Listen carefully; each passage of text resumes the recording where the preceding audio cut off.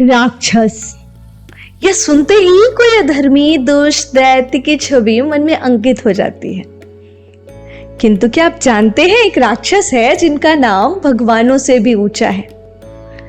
वह जो शिव के गण हैं और हर मंदिर, घर, शास्त्रीय शिल्प और सभी शुभ कार्यों के रक्षक माने जाते हैं। इन शैव राक्षस का नाम है कीर्तिमुख। तो आइए, हर कण में है शिव, हर सत्य में है सनातन की पहली सीरीज के दूसरे एपिसोड में आपका स्वागत है। आज हम जानेंगे राक्षस कीर्तिमुख के बारे में। शिव पुराण के अनुसार राजा जालंधर ने राहु को अपना दूत बनाकर आदेश देते हुए कहा था कि जाकर भगवान शिव के मस्तक पर शोभायमान चंद्रमा को निगल जाओ, ताकि उनका तेज कमजोर पड़ जाए।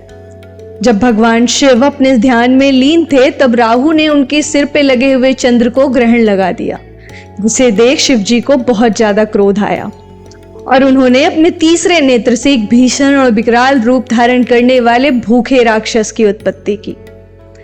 कीर्तिमुख राहु के पीछे उसे खाने के लिए दौड़े। राहु भयभीत हुए और भागते हुए वह पुनः शिव के शरण में आ गए। गिड़गिड़ाते हुए क्षमा मांगने लगे और अपने भोलेनाथ, वो तो है ही भोले भंडारी, उन्होंने तुरंत ही राहु को क्षमा कर दिया। कीर्तिमुख ने भ्रमित होकर प्रभु से पूछा, प्रभु, मेरी तो उत्पत्ति का उद्देश्य ही केवल भोजन था। अब आपने जब राहु को क्षमा कर दिया है तो मैं क्या खाऊं? भगवान शिव मुस्कुराए और परिहास में कहने लगे, यदि कोई और नहीं है तो तुम स्वयं को ही खा जाओ। और भगवान अपनी साधना में लीन हो गए।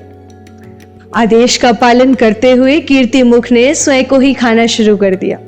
भगवान शिव के ध्यान से उठने तक कीर्तिमुख स्वयं के मुख को छोड़ संपूर्ण शरीर को खा चुके थे। भगवान शिव ने जब यह देखा तो वह बेहद प्रसन्न हुए। उन्होंने कीर्तिमुख की अडिग आज्ञाकारिता, भक्ति और त्याग के भावना की अत्यंत प्रोत्साहना की।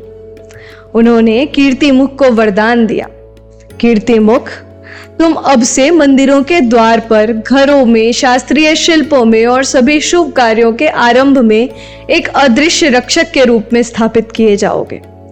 तुम्हारा विकराल मुख लोगों के लोभ, नकारात्मकता और बुरी शक्तियों को अपने अंदर समाहित करके उनकी रक्षा करेगा। इस तरह कीर्तिमुख, जो केवल विनाश के लिए उत्पन्न हुए थे, रक्षा और शुभता के प्रतीक बन गए। आज भी हम मंदिरों के द्वार पर, प्राचीन भवनों में और धार्मिक स्थलों पर उनकी मुखाकृति स्वरूप देख सकते हैं। विकराल और फिर भी शुभ ही शुभ। कहते हैं ना, भोले की लीला अपरंपार है। आशा है आपको यह एपिसोड पसंद आया होगा और आप हमसे जुड़े रहेंगे, साथ ही दूसरों को जोड़ते रहेंगे। जय जय शिव शंभू।